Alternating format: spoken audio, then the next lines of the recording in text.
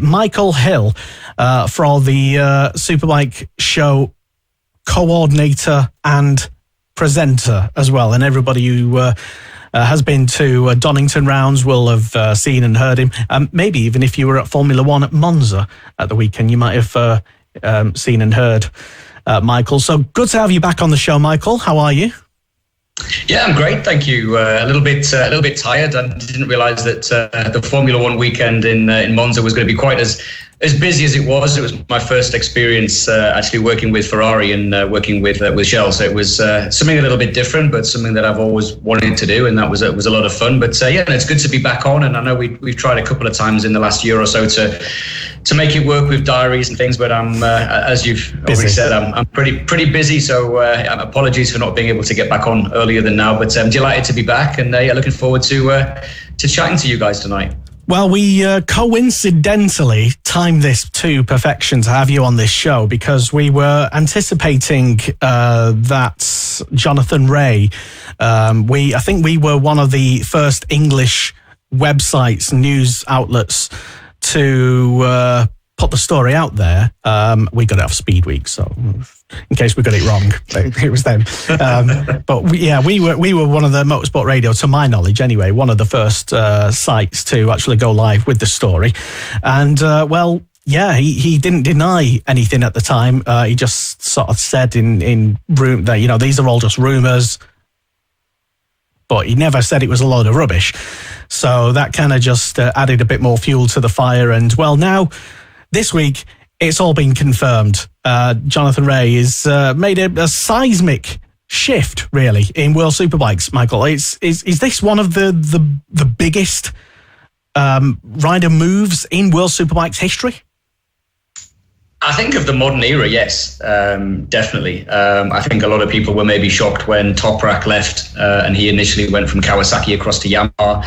I think that was a bit of a shock that nobody expected, me included. I thought that somewhere along the line he would maybe end up alongside Jonathan at Kawasaki. That didn't work. I think obviously the bombshell of Toprak moving to BMW was a surprise for a lot of people as well. But I think that, the fact that the six-time world champ, he's been with Kawasaki for 9 years, look at what they've achieved. Record upon record that they have got. What a legacy in green, and he's going to go in a new direction. I have to say, I kind of had a feeling that he was going to leave. Obviously, in the role that I've got, you do get to hear a lot from journalists, and obviously you get quite friendly with a lot of riders and things as well. So you hear a lot of things. Some of it you just take with a pinch of salt, and then. So what did you hear specifically then? What sort of tipped you off?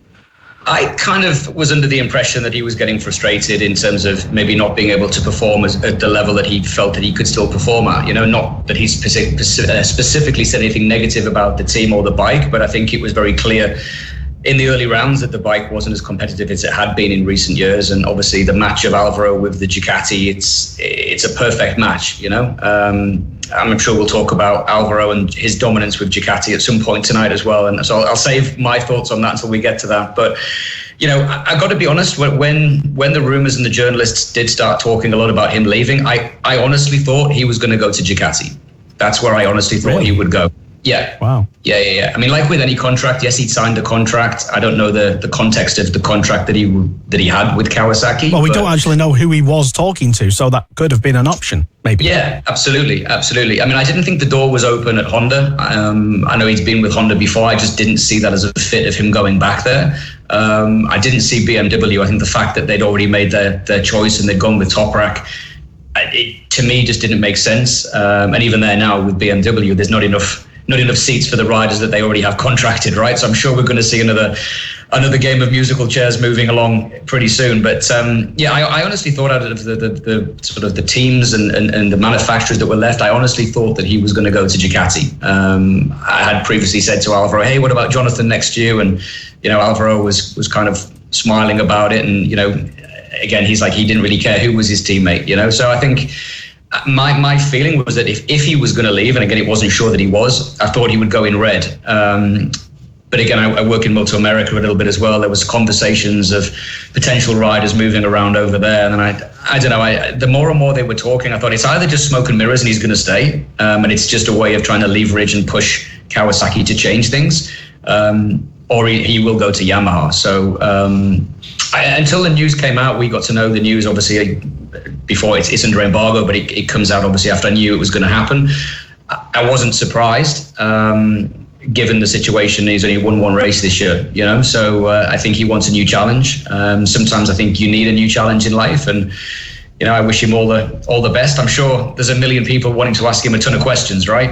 Including all of us here, and I'm sure he's not allowed to talk about it until after Jerez. So he'll have his reasons. I think from what we can see that's been released, both from Kawasaki's side and also from Jonathan's side, is that there's still a big affection between them. I think it's been done quite amicably. And again, I don't think we'll ever know what was in the contract or the actual initial driving force as to why he made that decision to leave. I think what it does do, though, is it just, I'm sure Lewis and Jamie and you'll agree, it gives us something really, really exciting, as if it wasn't exciting enough. I mean, I'm a little bit biased. I've worked in World Superbike for more than a decade. I already think it's a fantastic championship, even when Jonathan was dominating. And I think there's storylines around the paddock all over. But I think what it now gives us is something that we haven't had, as you said in the intro, for a long time. I mean, these moves from these riders are big, big moves, and it's putting a spotlight back onto Superbike. And I think we're going to be in for a great season next year. Yeah, I think we keep saying it almost every year. We set for a new classic. A lot of people of a certain age, when they think about the classic or the best era of World Superbikes, their minds automatically go back to the 90s, understandably so. But for those people like Lewis who weren't around in the 90s, this is the new 90s, I suppose, isn't it, really?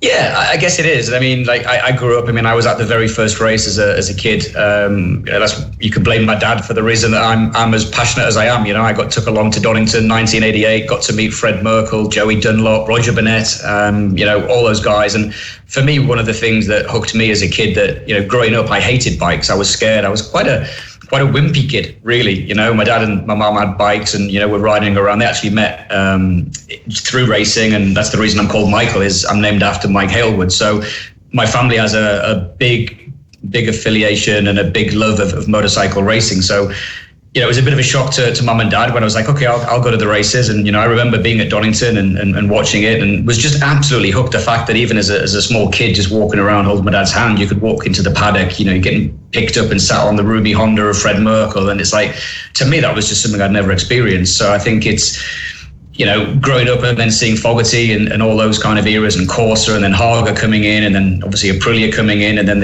Honda developed all these other bikes from the RC30 to the RC45s, and then Petronas randomly turned up with a bike, and then Gobert won on a Bimota, and so many stories. I mean, I could talk about it for years and hours, but especially for someone like Lewis, I mean, you're a youngster, you don't recognize or remember some of these early battles. So I mean, for you, it's all a bit new. But I mean, I think we've seen some great races, we've seen some great champions, we've seen some great rider moves in the past. I mean, when Fogarty moved from Ducati to Honda, that was a big move back in the day, wasn't it? When he moved across to the Castrol Honda team, and he didn't win the title with Honda, he won some races, but I think what we've now got is we don't just have one big name moving, we have several big names moving. We've also got several big names right now that their future is unclear. Scott Redding, where does he go? There was meant to be an announcement that he was going to stay or leave BMW. We were told it was coming in Imola. It didn't happen. I have my own personal view in terms of what I think he will do. And I'm not sure I can say it, but I mean, I don't want to. Well, you can say it. He might not like you saying it, but you are allowed. I honestly thought he was going to stay at BMW, and I still think he'll stay at BMW. Why the delay is, I don't know. But I think he'll stay at BMW. I think the big question now is with Toprak going to BMW. I think they, by their own admission, have not had the season that they expected. I think they're a little bit behind the curveball, but they are making steps. Same can be said with Honda. If I was Honda right now, I'd be kind of thinking, well, we've got two solid riders. I remember when Iker and Xavi were first announced, and there were various people making various comments. But let's not forget that both of these riders have been on the podium. They've been strong riders. They've achieved as much as what Alvaro and Leon Haslam achieved on the bike, with a lot less experience on a superbike and Pirelli tires. So if you were Honda, if you were Leon Camier, would you be looking to change your riders? Probably not. But now you've got other riders that are available, and that's not to say that Ika and Xavi aren't doing a good job, but they're available. There's now a seat at Kawasaki. There was a seat at Yamaha that's gone. Andrea Iannone's name has been thrown in the mix. 1 minute Morbidelli is going to go to a Ducati team. Now he might not be, so he could be coming back to Superbike.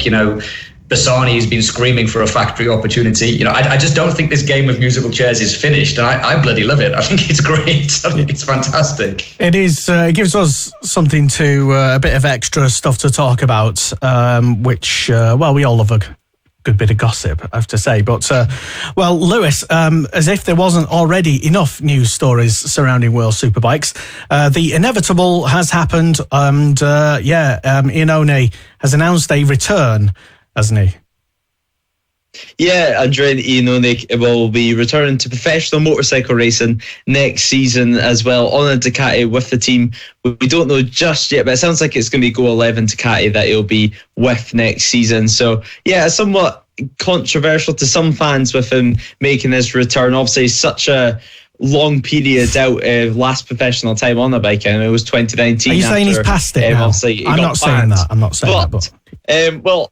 I wasn't going to say anything, but Michael, you're here tonight. Iannone next season in World Superbike. I'm going to put all the pressure on you for this one. Do you think I could see where that was coming? I could see where that was shaping. I could just see by the smile on your face. I was like, oh, here we go. This is it. It's going to be.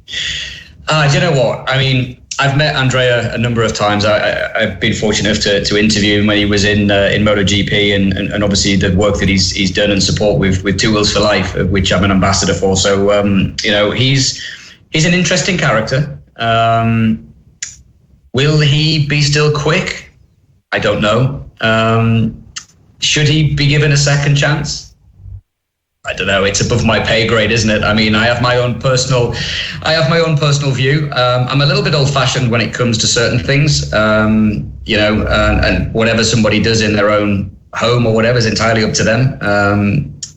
I think the whole saga and we don't need to talk about what happened. We know that there was a banned substance that he was proven to have taken, and that's what got him banned, and he tried to fight it. And again, as you said, there'll be people on both sides of the fence that will agree with him, and some people will not agree with him. And the reality is he did take the banned substance. It's kind of there was an announcement, wasn't there, a couple of weeks ago during the Manx Grand Prix, where it was announced that a rider had taken the banned substance, and this was a Class A substance, which we know Andrea Iannone didn't take a Class A substance. It was a banned substance that he'd taken that was on the anti-doping list. So, but for me, like I said, I'm old school. I think motorcycle racing is dangerous enough.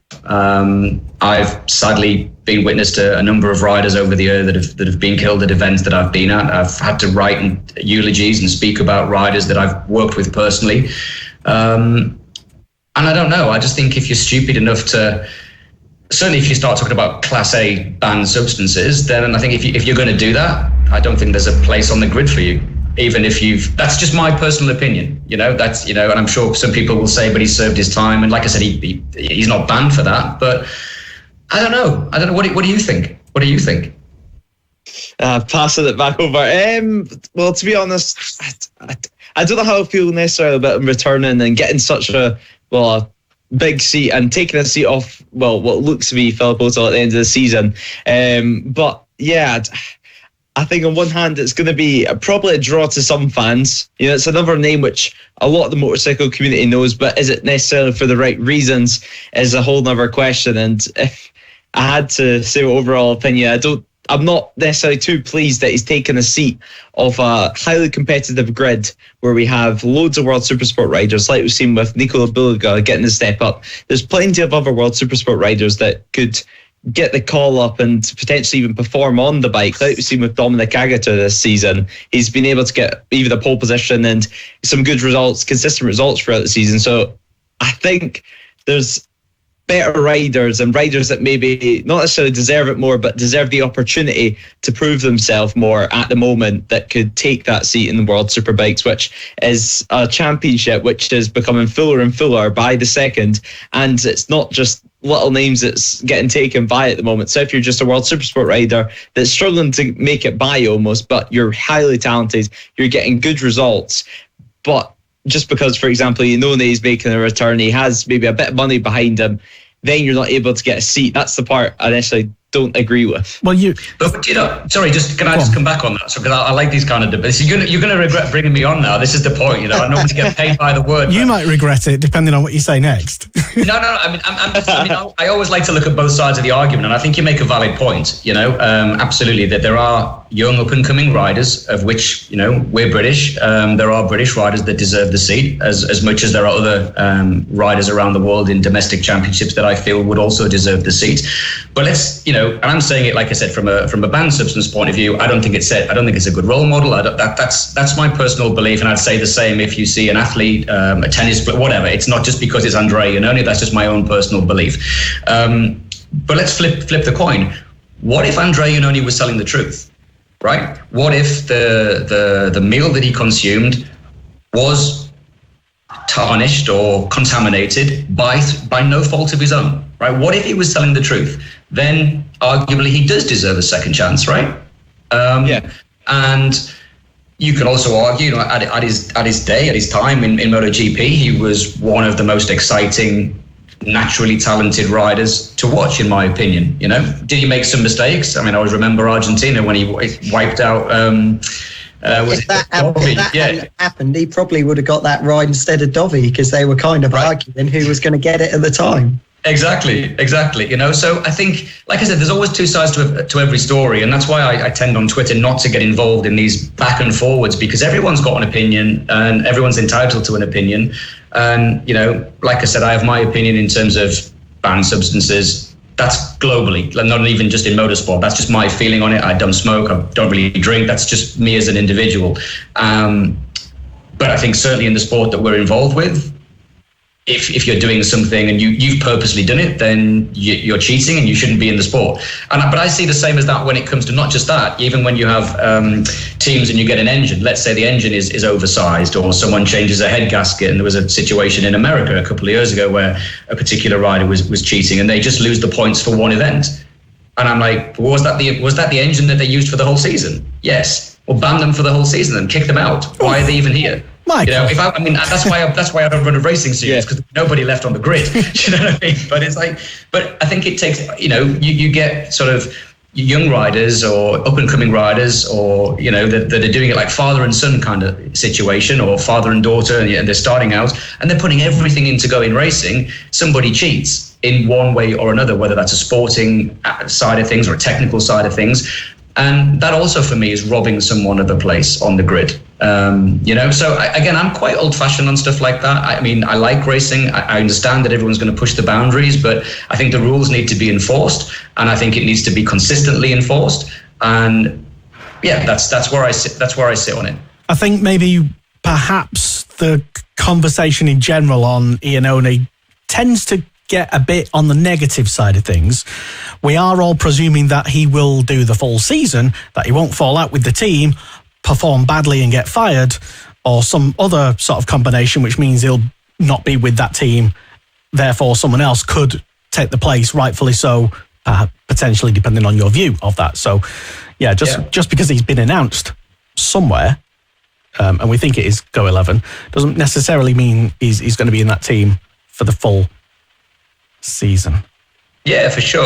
But again, look at it the other way. What if he comes back? Look at when Melandri came back, and everybody said Melandri would do nothing, and he rode the Aruba thing, and he won the first race. Was it 2018? I think it was, from memory, and he won it on the line. One of the greatest wins that he's ever won. Okay, the wheels fell apart after that, and he finished 9th or 10th in the next round, and he had an up and down season. But hey, Andrea Iannone can ride a motorcycle. We've all seen him ride a motorcycle. There's no reason that he couldn't commit. I think it's going to be hard, as you said, Lewis. It's a stacked grid now. World Superbike is so competitive, and coming in on a Ducati, and going head to head with Alvaro, it's going to be a hard ask, isn't it?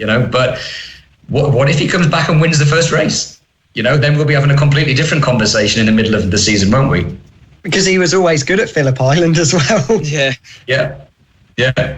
So I don't know. And I, again, like coming back to the Philip Oertel thing, there's a young rider that, finished 3rd and 4th in the World Supersport Championship, was given an opportunity, moved up.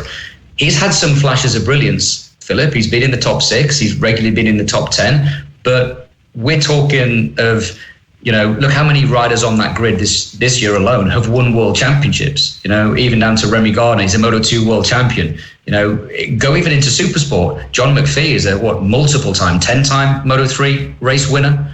Right throughout the whole field, it's stacked grids. And as you said, there's not enough seats for the number of riders that want places. Fabio Di Gianantonio, where's he going?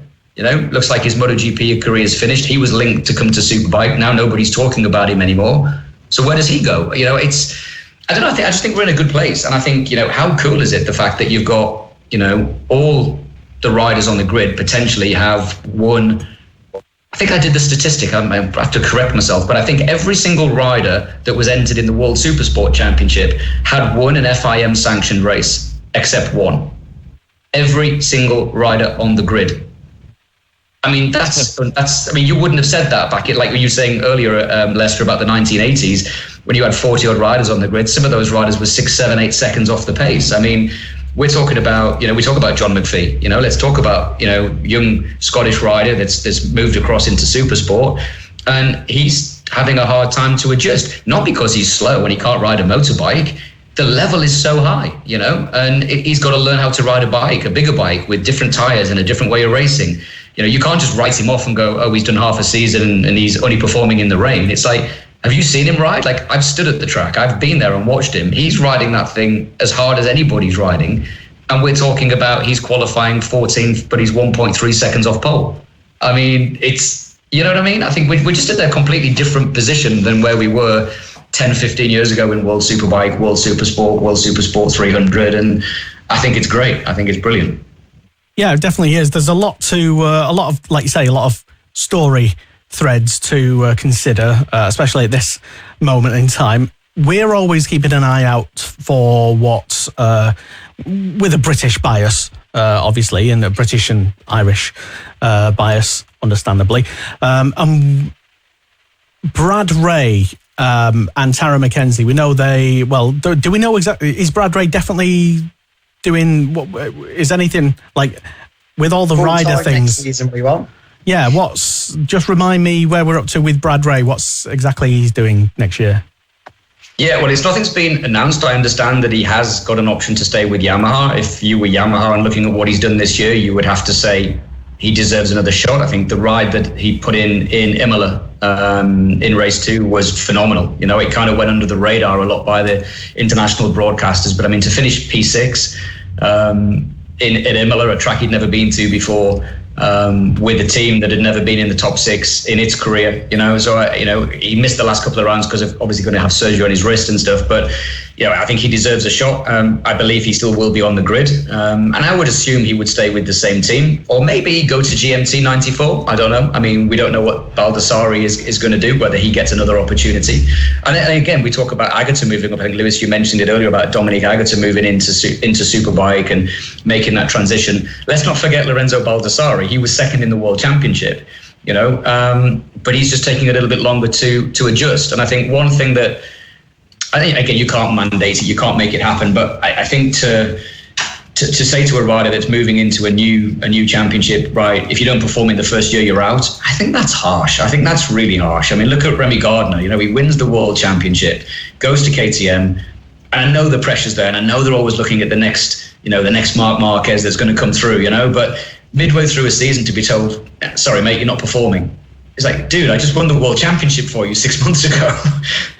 I think, I don't know. For me, that's just, it's harsh. It's really harsh. Is that the level where we're at now, though, with so much tough competition, so many great riders, potentially great riders? It's kind of, I mean, a lot is said a similar sort of thing with football managers in football. Mm-hmm. If you've got literally a few games, and if for whatever reason, the boss doesn't like you as a football manager, your team's lost. Similar kind of thing, really, because, you're working together as a team. It's not necessarily anyone. I mean, ultimately, it's kind of the rider's fault whether they win or lose. But together, it is a team effort, really. We see it quite a lot in other sports. You've given, literally just a few races or a few rounds. And if you're not performing and you don't look like you're going to be, you might as well just But every team's got a different philosophy, haven't they? So, yeah, but I think you've got to compare apples with apples, you know. And this is again you set me off now. I'm going to go into one of my rants, but it's like it frustrates me is when people always compare different championships. You can't compare MotoAmerica with BSB. It's different rules. It's different tires. You're comparing apples with bananas. You know, it's like when everybody said last year about Jake Gagne coming across and doing a wild card in Portimao. I know Jake Gagne. I've known him for 5 or 6 years. The guy is immensely talented. But what did you actually expect him to do with his American spec bike, even though you get a little upgrade that he's never tested, with tyres that he's never raced on since he was replacing Nicky Hayden, at a track he hasn't ridden on for a couple of years, when racing in America is completely different. It's the same when you get BSB riders turning up and they do wildcards. You know, it's not like it was back in the day when Hislop could turn up on a Monster Bob Ducati and wipe the floor with everybody, or John Reynolds could, or Michael Rutter on a V&M Honda in the rain at Brands Hatch put it on the podium. It's not like that anymore, you know, and it's, you know, you're comparing apples with bananas. It's completely crazy. So I think, you know, taking Baldassarri, has Baldassarri been given the same opportunity, the same technical specs, the same testing opportunities as Dominique Agata? I honestly don't know. I don't know what's underneath the fairing, you know. It's a Yamaha, but is it the same spec? How much testing did he do? Agata had already ridden in Suzuka on a superbike with Honda. He had superbike experience. So again, even just that alone, you're comparing apples with bananas, you know? So I don't know. I don't know. Again, it's one of those ones where I just think to go half a season and then just to boot somebody out, I just think it's harsh. I'm just a bit of a softie, Lester. What can I say? It's tough. It's tough at the top, isn't it? You know, it's... all the big decisions have to be made, I think is what politicians like to say. Yeah, I think so. And then to come back to your point very quickly about Tara McKenzie, my understanding is that he has a 2-year contract with the Petronas Honda team. I was involved with the launch of the team in Australia and Portugal earlier in the season, and my understanding is he has a 2-year contract. Whether that's him staying in Supersport for 2 years or whether he has an opportunity to move up, I know he's done some testing. Don't know. So yeah, my answer would be I would expect Bradley Ray to stay in Superbike, and I would say it's fully deserved. And if he stays with the same team, I don't see that as a negative. He's already proved with that team at a track he's never been to that he can put it in the top 6, and he's only going to get faster, isn't he? He's only going to get more used to racing with the guys week in, week out. So from that point of view, is where I stand with Brad Ray. And with Taron, you know, he's got a two-year contract. I think what he's doing with the Honda in Supersport is pretty phenomenal. You know, and again, I know Midori Moriwaki really well. I know what they're trying to do with that team. They've drafted in a whole new technical team. Mick Shanley's now working there, you know, so they've brought people in. But again, Rome wasn't built in a day. You know, it's coming back to that point of how long do you give it before you boot somebody out? It's the same with Honda. You know, they're coming back into a championship. They hadn't won races for 6-7 years or even been on the podium for that long. It's a brand new bike. There's balancing rules now, you know, so it just takes time. So I think that the Honda will get quicker, undoubtedly. And I think it'll be interesting to see just how quick it gets as they continue to develop the engines. And also whether Taron wants to stay in Supersport. You know, I don't know. It's not a question that I've asked him on the stage at all. I mean, obviously in Most, we spent most of the time whooping and celebrating and high-fiving the fact that he just won a race. He did himself the world of good doing that, I think. We never really talked about anything else, you know. But how good was that, actually? Just coming back to that, I mean, just to see the emotion in the face, you know, it's been hard for Taron, hasn't it? When you especially look back in his BSB the last year there, and obviously Lewis and Jamie, you probably know him more than me in BSB. I've not actually been trackside in BSB as much in recent years because of my job obviously overseas, but the injuries he's had after winning the championship and coming back from injuries, and you could just see what it meant to him and also to the team. I mean, it was great. Yeah, it was a good news story, wasn't it, Jay? It was definitely good. We felt very sorry. Every show we talk about how sorry we felt for him, that he's worked so hard and he's on such a slow bike. And we were really so happy for him because you could tell it was starting to get at him through the season, all the hard work he's putting in, and he's just finishing at the back every race. But it was so nice just all right, it was a bit of a lucky win, but he had to be brave to stay out there in those conditions. Yeah, 100% a win is a win, right? I mean, you've got to get it across the line. And I thought he decided to stay out there. I think his team said, if you come in, we're not changing your tyres anyway. So he had to stay out there, and it was a brilliant win. Yeah, it was great. It was great. And I'm interested to see, obviously, we got France coming up in, in fact, I'm flying out on Thursday morning. But yeah, I'll be interested to see how the Honda goes there. Because again, yeah, there's some fast corners, but the Honda's very agile. It turns well, it works well. I was just actually looking at the forecast. I was thinking, we might get another wet race. We might see McPhee and Mackenzie fighting for the podium. But it's going to be 32 degrees every day. So it's looking like we're in a bit of a heat wave, which might have a different effect. But yeah, we'll see. We'll see. Any other questions, Jay? How do you think Sam's going to get on? We've totally missed that. How Sam's going to get on with the all-new Ducati team that's coming to World Superbikes? Well, firstly, I'm glad that Sam's coming here. Don't get me wrong. I would love to have seen him stay in Moto2 and get that title. I think he's come so close on so many occasions to winning the title, and for one reason or another, it's all just slipped through his fingers. But no, I think it's great that Sam's going to come back to the championship. I think the fact that we're going to have two brothers racing in Superbike again, it's going to be a bit like when they started out on the old 125s, isn't it? When I was on track with them years ago. So I think that's going to be good fun. One thing I will say is that the Mark VDS team, they don't do things by halves. No, they're going to put a lot of money into that. Yeah, I mean, you see what they do in Moto2. You see what they've done previously when they went into MotoGP. Mark van der Straten runs a very, very tight ship. I've already had conversations with some of the existing team in Moto2 just asking about, what's expected of the rider. Paddock Show, wanting to know what's going on, and we've seen new teams come into the championship where it's normally Christmas is out of the way before they're asking questions like that, so they're taking it very seriously. My understanding is that they're going to get the same spec bike as any of the other Ducati customer teams, which again is one of the beauties, I think, of World Superbike. If you come in and you have the money and you say, I want the same spec bike, same suspension, same everything that Alvaro's got, you pay for it, you get it, which I think is great. So I think the question is going to be with Sam is just not whether he can ride the bike, because I think the Panigale, I think, is quite a forgiving bike. And I think when you look at some of the riders that have jumped on the Ducati straight away, they've gone relatively quickly. Hasn't taken them as long to adapt necessarily as it would be jumping on a Kawasaki, for example, or jumping on the Honda. So I think Sam will be competitive. But as Lewis has already said, I mean, this is a stacked grid. He's going to come in against people that have a lot of Superbike experience. Last time he raced Supersport was obviously back, 2012, 2013. It's a decade ago. He spent, 10 years in Grand Prix. I guess the only thing he's got in his favor is that he will know pretty much all of the tracks. He won't know Most in the Czech Republic, but I mean, he's not stupid, he's such a talent. He'll be able to learn fast, and I would expect him to be quick. I'm sure one of the questions you're going to ask me, so I'll just preempt it, is you're going to ask me, can he win? What can he do? So I think it'll be tough. It's going to be tough, honestly. And I'm not saying that, I'm good friends with Sam, so I'm not saying that I don't think he's capable, but I think, to come in on the same bike as Alvaro and to beat Alvaro is going to be hard. Alvaro is going to, whether he continues and wins the championship this next year, which is what it looks like he's going to do, whether you can beat Alvaro on the same bike, I don't know. I think you're going to have next year 5 or 6 guys, in my opinion. As I said, there'll be a couple of other announcements coming, and I think when they all get announced, I think people will be agreeing. I hope they would agree with me that we're going to have 5 or 6 riders, I think, that'll fight for the championship next year. And I think Sam's target would be to finish on the podium as many times as he can. Yeah. And beat Iannone. Well, that should be certainly good to watch, definitely.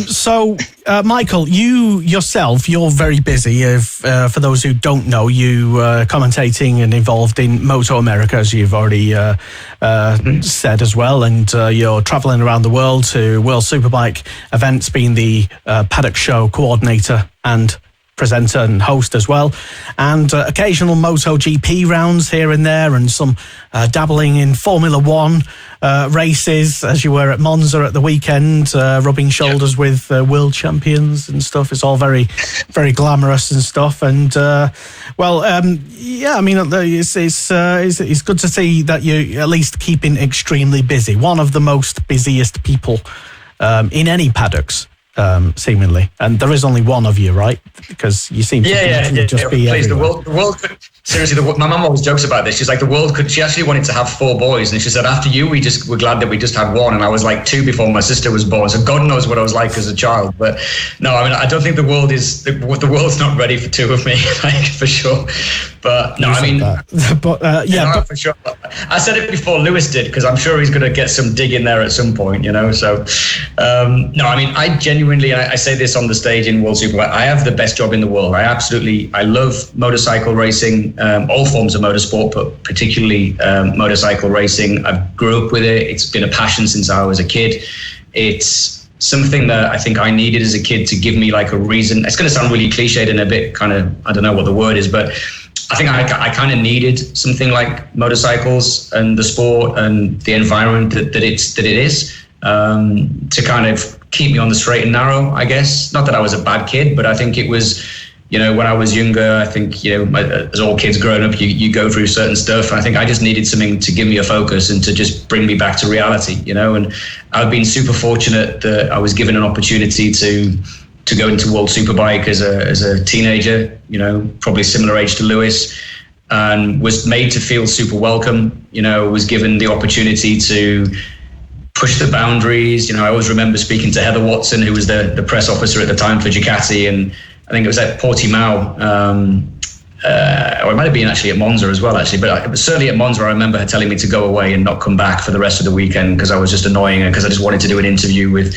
one of the riders. And I think, the fact that, I was a complete pain in the ass as a teenager, because I knew that that's what I wanted to do. I moved away from a really good job in banking technology to pursue a career as a presenter, and was given a 1-year opportunity to try it, and it worked out, So I've been super fortunate. I've met some amazing people, and, like you said, it's opened up doors, I mean, being asked by Wayne Rainey to go and be the voice of their TV show is, Wayne Rainey is my idol. He's such a cool guy. So for me, it's kind of I'm not really starstruck that often, but with Wayne, that was kind of like shit. Like, he saw me on stage at World Superbike, and then MotoAmerica had this idea that they wanted to do an online TV broadcast show, and they picked me, and it's like, wow, like it's surreal, And obviously with Dorna and MotoGP, I've been fortunate to obviously work in some MotoGPs. I still do 3 or 4 a year. I'll be out in Qatar again, and again, just through hard work and persistence, and I've got the opportunity now to do a little bit in Formula One. So I was at Monza, which was very different. I'm not going to lie, I was a little bit unsure going into that weekend, like what it was like. And I've watched cars. What are these? Yeah, it's like 4 wheels, like really. But no, I mean, it was great. And again, there, like it was. I think we spoke a little bit before we started the show that I was very fortunate there to meet some drivers and got to interview some absolute legends. I was working with Ferrari, and again, it was a very different role to what I do in commentary. So it was very different commentating a Formula One race, and specifically working with guests of the team. But like you mentioned, Max Verstappen, my perception watching just on TV was just like, man, meeting this guy is going to be hard work, and it was not like that at all. He was the coolest, nicest chap, spent some time asking me about superbikes, and, it was just like we're talking now. And it's just like, wow, it was actually, so it kind of changed my perception a little bit. It wasn't as kind of egotistical as I thought it was going to be, and it was friendly, and, it was nice, very different. It's a different kind of weekend, and, but that was kind of cool. And yeah, I don't know. It's life is good, right? Life is what you make of it, though, isn't it? You know what I mean? Obviously Lewis, Jamie as well, you're involved in racing and sports, and, is this the job that I thought I would be doing? No, never in a million years. I went to drama school and thought I'd be doing, always wanted to be a foreign correspondent. So in my head, that's what I wanted to do. Well, you sort of are, really, aren't you?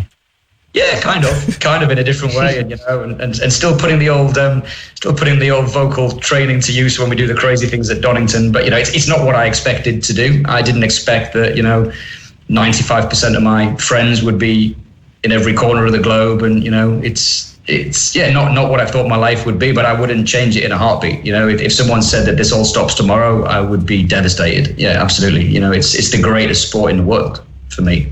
Well, you've got one new fan this season, at least, with young Max Johnson, a mini moto rider at Fab Racing. Apparently, he was on the stage with you at Donington this year, and you were talking about his merchandise.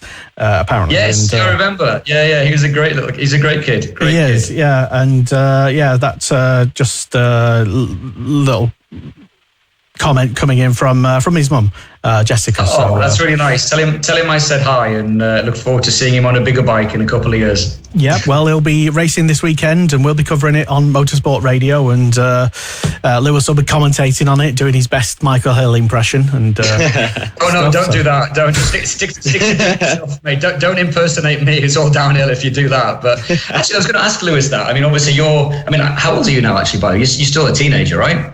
Yes, 17 at the moment. Yeah, I mean, come on, that's the age that I was making a nuisance of myself. I mean, how are you finding it? You know, obviously you guys are talking to me, and that's all great, but you know, let's hear from the young one. You know, he sat there trying to give me all the hard questions. You see how I deflected it back though very quickly. That's years of practice. But no, seriously though, Lewis, obviously I follow you on Instagram and that as well, and obviously watch a little bit of the Fab Racing, and you're doing a great job. I mean, you obviously must love it. Yeah, I love it as well. You know, it's one of the, as you said, it's a sport that I've grown up with all my life, whether it be cars or bikes. Motorsport's always been in my life. So yeah, it's great. It's great to be around the paddock. It's great to have that type of atmosphere. But actually, one thing that I did want to ask you about anyway, going back to World Superbike and actually some of the MotoAmerica stuff.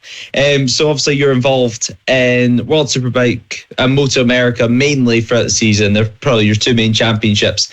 And I believe your final round of MotoAmerica was at Pittsburgh last round. And obviously, well, MotoAmerica, it's a championship that's grown massively over the past couple of seasons, and now we have riders, well, like we've seen with Cameron Beaubier, coming back from Moto2 to MotoAmerica, now of course injured after the Pittsburgh round.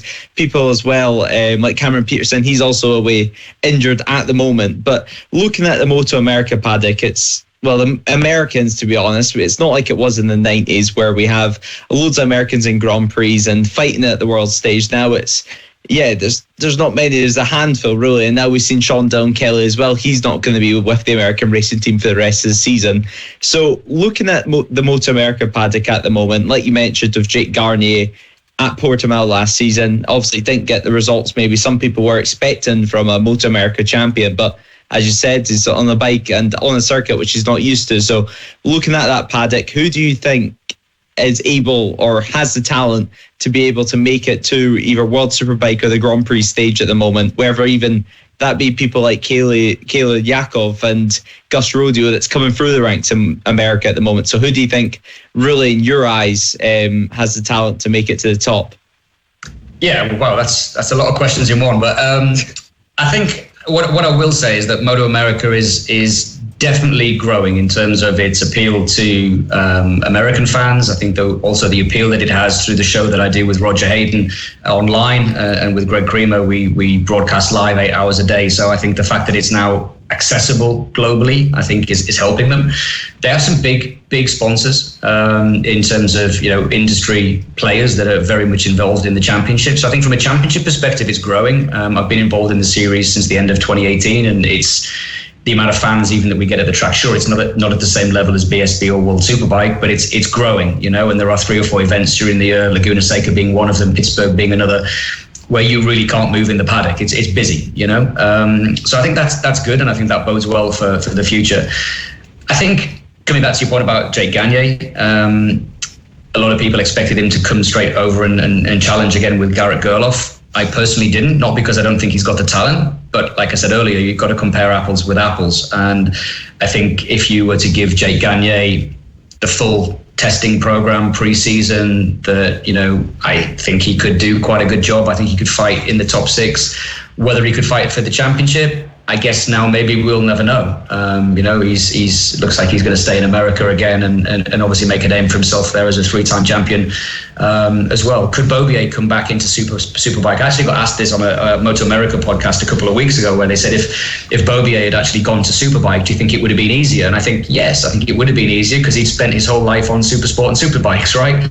But he would have still hit the same challenge that he had with the top guy still being the top guy. So I think in Superbike, it's hard in terms of looking down for young talent, just purely not because there isn't young talent, but it's like you can't go, you mentioned Kelly Yakov, she's not going to jump, or Gus Rodeo, they're not going to jump off a Junior Cup bike onto a Twins Cup bike and then move the following year straight into a Superbike and be instantly quick. You know, they need to be given time. And I think one thing that I have seen by being in MotoAmerica is that there's a really clear stepping stone in terms of how they structure their categories. And again, Superbike putting to one side, but if you look at the rules throughout all of the other classes, they're exactly the same as the rules in BSB. So the Super Sport rules are the next generation rules, which are being used in most domestic championships. So one of the biggest things that I think MotoAmerica has done, which I think is a good thing, is they've actually tried to align their championships with global championships and of course the World Championship, which would make it easier for a rider that's been at the sharp end in a Super Sport class, for example, to make the transition to World Super Sport, because the bikes at least would be the same. So if you move, let's say Rocco Landers moved on from a Yamaha and he suddenly came across and raced with Tenkate on a Yamaha, the bike is in essence the same bike. You know, it's going to handle the same, it's going to feel the same, the brakes are going to be the same, the power is going to be the same. So I think that's a good thing. Obviously in Superbike, it's hard to say because they run different tires. And you can see that even in World Superbike, when Honda go to the Suzuka 8 Hours, for example, they're running on a different tire and they're untouchable. You know, so the bikes work differently with different tires. That's just the way that it is, right? So I think maybe they would look in the future at changing tires, but every single class that they have there is on the Dunlop tires, not on the Pirelli or the Michelin or the Bridgestone. So I think that's where it's difficult, I think, to see who could make the transition. From a talent point of view, certainly the names that you've mentioned. I don't know if you've seen the press release. Actually, Kelly Yakov has just signed to ride Supersport for the last 2 races with the Titleist Kawasaki team. So Stefano Mesa is going to replace Cameron Beaubier because he's going to sit out the rest of the season. So Kelly Yakov, you know, kind of just disproving what I've just said, that you're not going to go from Junior Cup into Twins Cup and then cut short the season and move into Supersport. But I don't think that she's going to jump on a Supersport bike and be banging bars with Xavi Forés. That's not to say that I don't think she'll be competitive. I think she will be competitive. I think there's every reason that she can fight for points and maybe in the top 10. But it's a massive step to go to that level. You know, Xavi Forés won 8 races on the bounce. You know, he's a very, very underrated rider, in my opinion. And it's going to be tough to beat him, and the likes of Josh Hayes, who's, 48 years old now, and he's still winning races. So I think for me, they need to keep investing in the younger riders. They have like a Motul Mini Cup now, so they have like this mini GP, which is kind of mirroring a little bit like what the Fab Racing does in a way. It's quite similar in terms of the way that they've structured it. But America's a big place, and I never realized just how big America was and just how much some of these teams are spending just in gas alone. I mean, I was speaking to a family, their son races on a Kawasaki 400, and they were at Barber Motorsports Park, which is in Alabama. They live in Colorado, and we just got chatting as I was leaving in the car park one night to go back to the hotel, and I was saying, he did good today. He was in the top 10, and I just out of curiosity, how much is it costing you to go racing? And they told me this figure, and I was like, is he just riding Junior Cup? Like that's crazy. I was like, you can race in the Supersport 300 World Championship for that kind of money if you do the conversion into euro. I was like, what the hell are you spending the money on? Like, I don't understand why it's so expensive. And then his father actually broke down the cost. It cost them $1,800 just in fuel to get to the event. I'm flying backwards and forwards, and I'm not even spending $1,000 on flights. So they're doubling or tripling what I'm spending on an airfare to do an 18-hour drive in a truck. And again, you've probably seen on the Live Plus show over there, or the pictures that you'll see from MotoAmerica, they're not turning up in trucks like we have here with PBM or with Cinetec. It's not like that. These are huge, big haulers. That it's sometimes taking them to go from one track to the next 36, 37 hours. So you start putting in some of these bigger trucks and the cost alone, and I think that's one of the things which you're never going to get around, are you? Because America's just so big. But I think there is talent. I think Gus Rodeo for sure has shown talent. There's lots of young riders coming through in Junior Cup and Twins Cup. Jackson Blackman springs to mind. Joe Lamandri Jr. springs to mind. They're actually, they're good kids. I think they need to understand a little bit in terms of how Europe works. So I think to answer your question in a slightly different way, it's not so much why don't we see so many American riders, it's why don't we see so many American riders actually wanting to make the journey, right? Because I think that, and again, I'm not pointing the finger at anyone in particular, but there have been American riders that have come across in the last 4 or 5 years, and they have not adapted to life in Europe, or they've answered questions or been portrayed in the media or on TV or whatever in a way where, you know, a European or a British sponsor would shake their head and go, yeah, we don't want you, you know? And I think that's no criticism of anybody in particular. I say the same when I watch some interviews with British riders, and again, not mentioning names, and I'm like, man, just be quiet. Just don't speak. Just say thank you to the team, and that's all you need to say. You don't need to say anything else, you know? But again, I'm seeing it from a very different perspective than I did 10, 12 years ago, right? When I'm looking at it now from a marketing and commercial point of view, you know, I work with young riders in the Blue Crew Championship, in the Supersport 300s, and to a lesser degree in World Supersport, some of the young riders. And there's a protocol. They're schooled, they're told or advised, not necessarily told, you know, they're advised how to conduct themselves, what they should say, where they need to be at what time, you know. So I think it's very different in Europe. Even coming from BSB, you know, you could speak to BSB riders that make the jump into the World Championship. I'm sure if you spoke to Bradley Ray or to Taron McKenzie or even John McPhee, they'd be like, hey, this is not anything like we actually thought it was going to be like. It's very, very different. And I think that for me is the biggest challenge that the American riders face. Not the fact of whether they can ride or whether they've got talent, because for sure they have talent. It's whether they can adapt to the European life. And, well, go back over to the World Superbike paddock. One, I'm going to put you on the spot completely here, like earlier on with the Iannone question.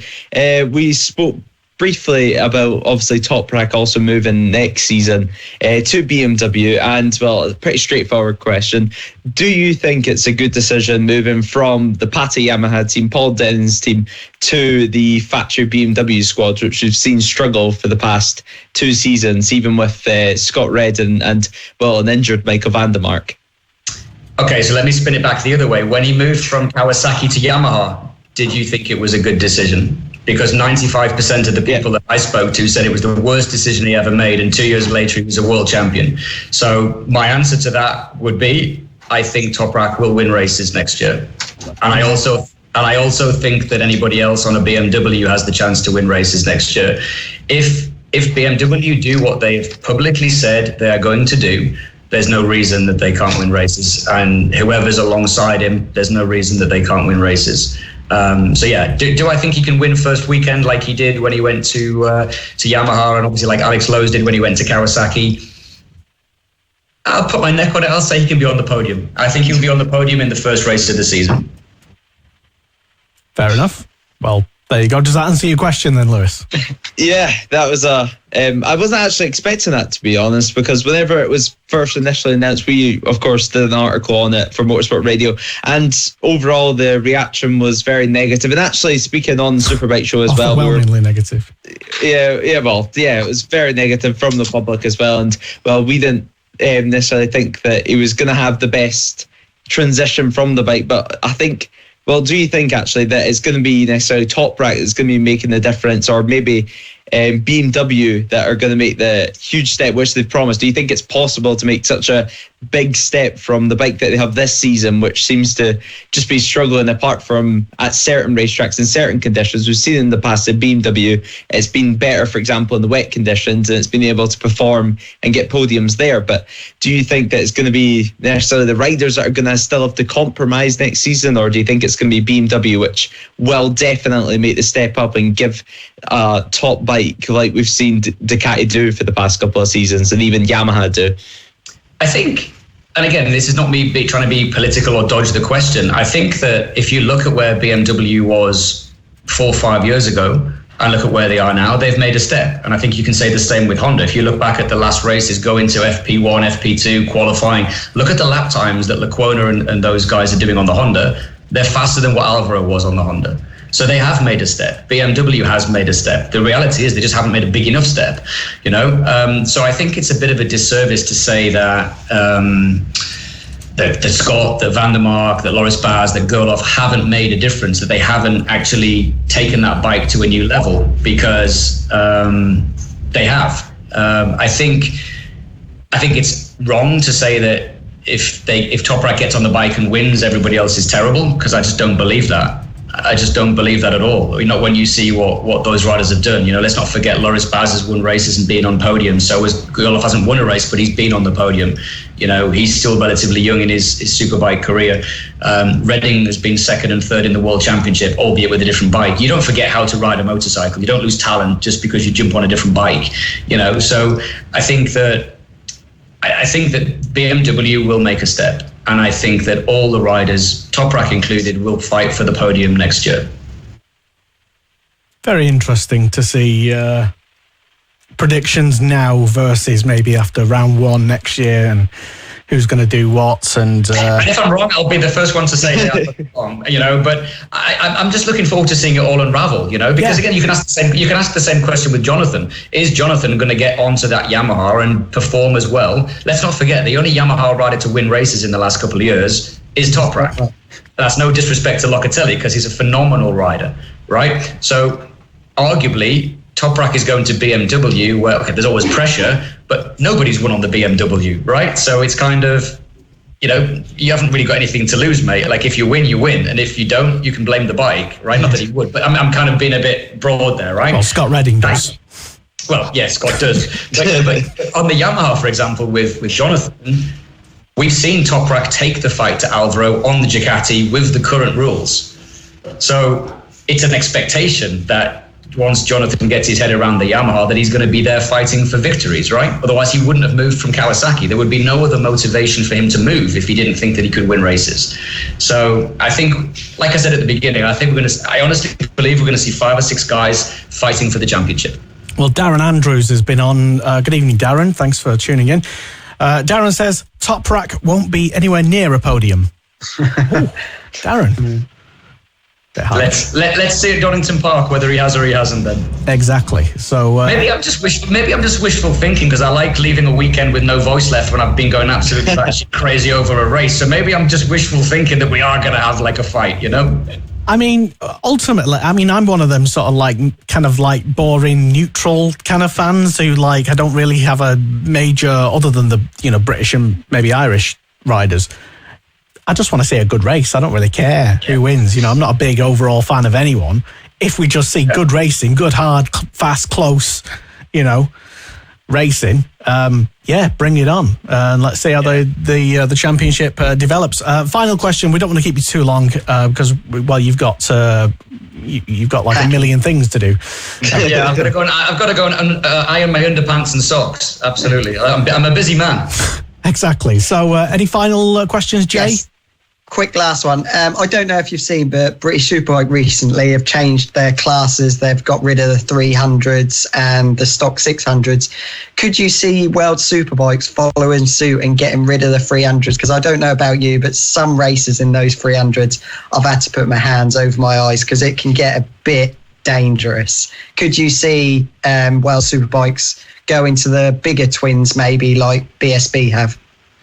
That's a good question. I mean, I commentate on the Twins Cup in MotoAmerica, and for me, it's one of the best races of the weekend. Both, I'm sure if you had Roger Hayden on and you spoke to him, he would agree. It's great racing.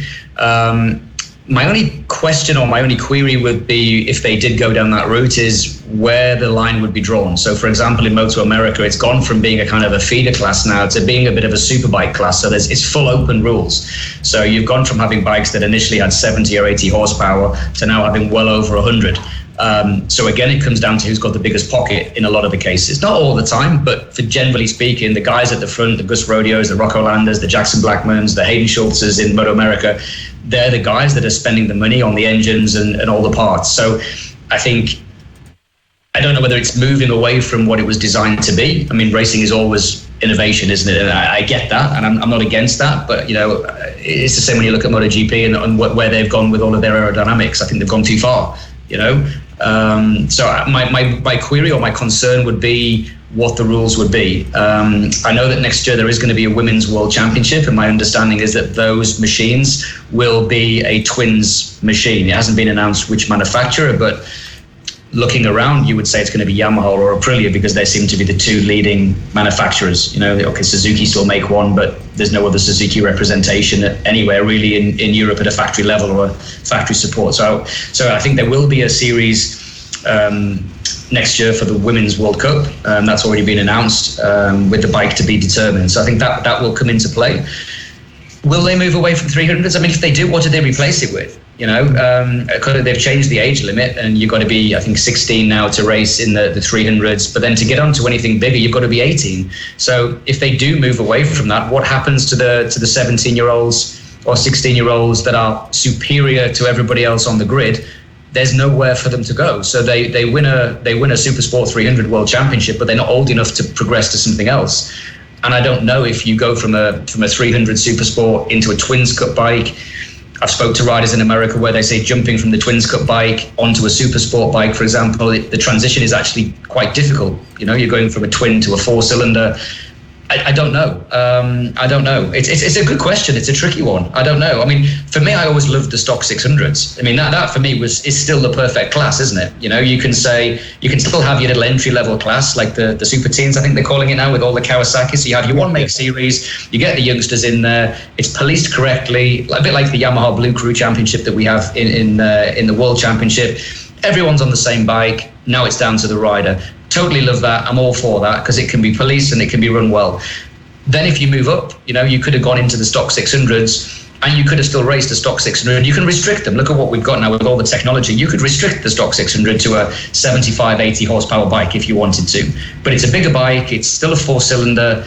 It's still got the characteristics of the Supersport bike. And look, we see the likes of Augusto Fernandez. He came through that. Morbidelli came through that. You know, these guys, Michael Ruben Rinaldi came through that championship. You know, so it did work.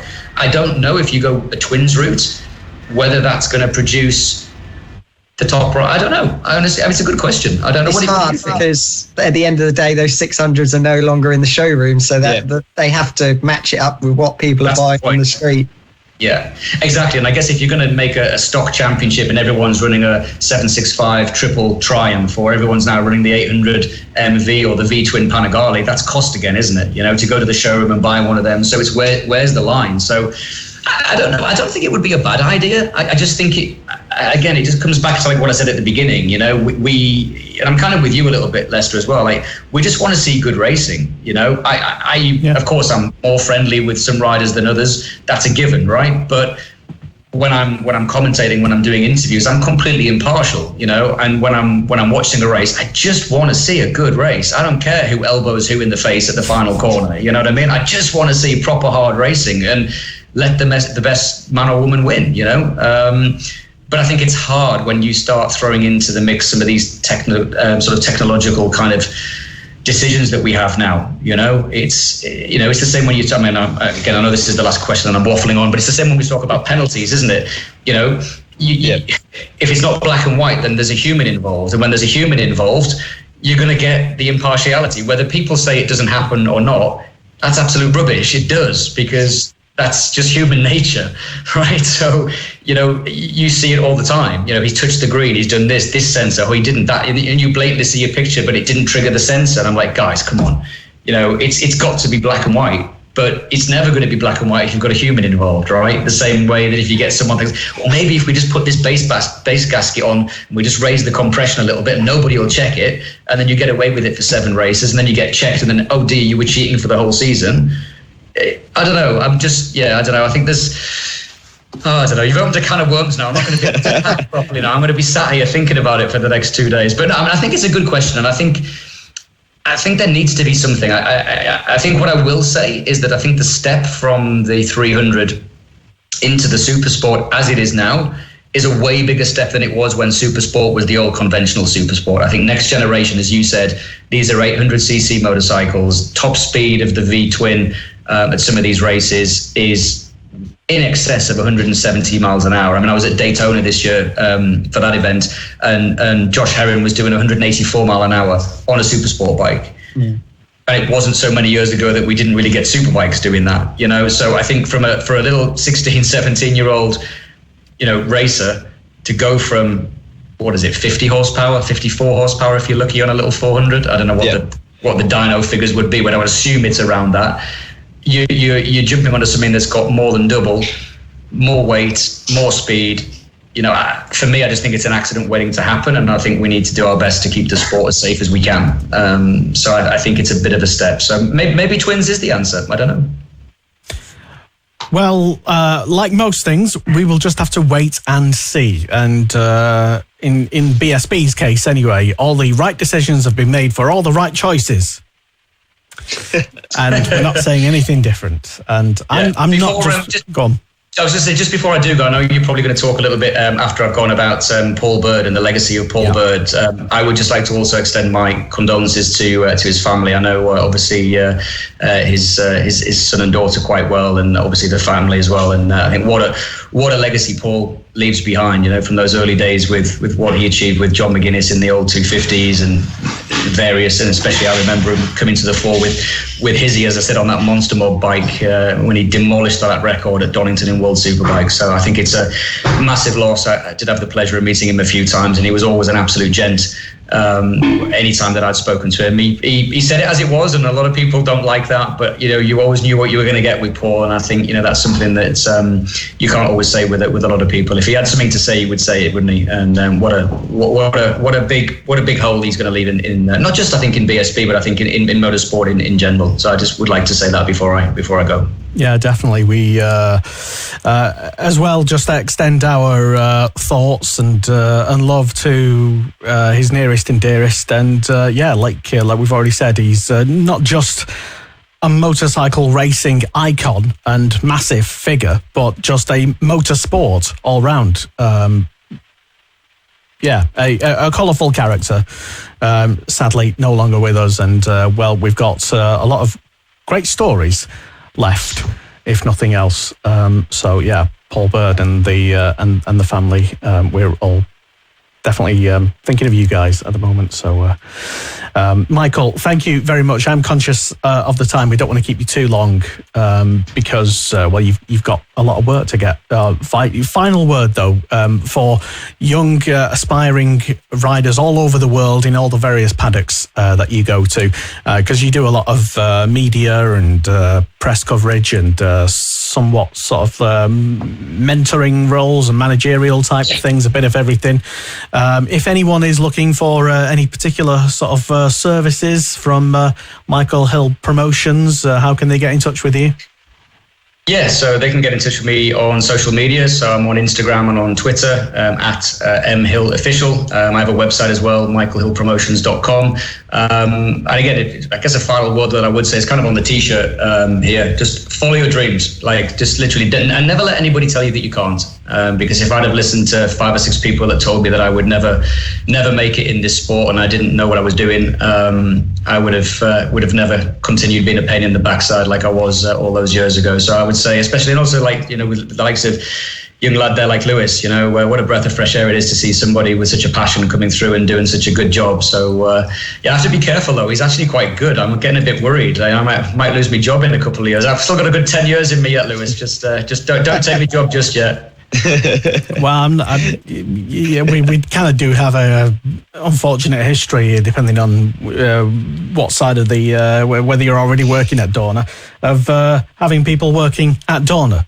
I was going to say you're kind of you're helping them along the way, which is that. But I'm going to say as well. Again, I'm waffling on again, but I've got to say you also should be commended for that, Lester, because I think it's not easy to do what you've done, and I think a lot of the knowledge and the experience that you've passed on, and I know even when I was just starting out, even though we never worked together, specifically listening and obviously taking on board some of the things that you've done, and I think you have been a massive help and a massive inspiration to a lot of people, some of whom I work with now, as you said, in the World Championship. So I think you should also take a bit of a bow there and take a bit of a pat on the back for what you've done for the sport as well. I don't know what I do. I just tell people what I know, whether they'd like to hear it or not. But hey, you know what? Some of the time they don't. Sometimes that's all that people need, though, mate. Sometimes that's all they need. Yeah, well, yeah, I mean, fair enough. That is anyway. Michael, have a great weekend this weekend. I'm sure you will anyway. And yeah, we'd love to get you back on maybe at the end of the season or maybe over the winter or something, just to see how the rider landscape might have changed in the meantime. So it'll be and maybe we'll have had that first. Yeah, maybe we'll have had that first Superbike test, and I might need to readjust my predictions. We'll see. Yeah, or maybe we'll have a bet on something at the start of the season. Maybe, I don't know. Yeah. So I'd love to. Thank you for coming on, Michael. Always a pleasure. And have fun this weekend. And good luck with it all. Thank you very much, and thanks Jamie and Lewis as well. I had a lot of fun chatting to you guys. Keep in touch, and I'll be listening to the show while I'm packing my underpants. That's a nice thought. And on that note, thank you very much, Michael. This is the Superbike Show. It is Motorsport Radio.